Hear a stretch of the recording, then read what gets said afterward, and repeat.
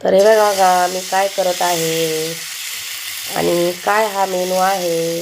हे आहे हिरव्या मुगाचे धिरडे.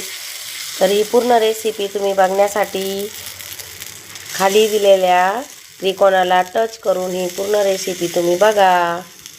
खूप छान आहे, न स्किप करता बघा.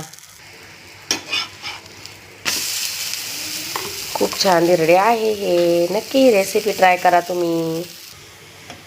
तर झाला आहे, तर बघा.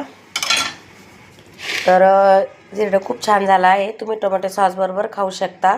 आणि बघा हा ठेचा बनवला आहे मी खास धिरड्यांसाठी. तर याची रेसिपी पण तुम्ही पूर्ण जेव्हा लॉंग व्हिडिओ बघाल त्याच्यामध्ये याची रेसिपी पण दिली आहे.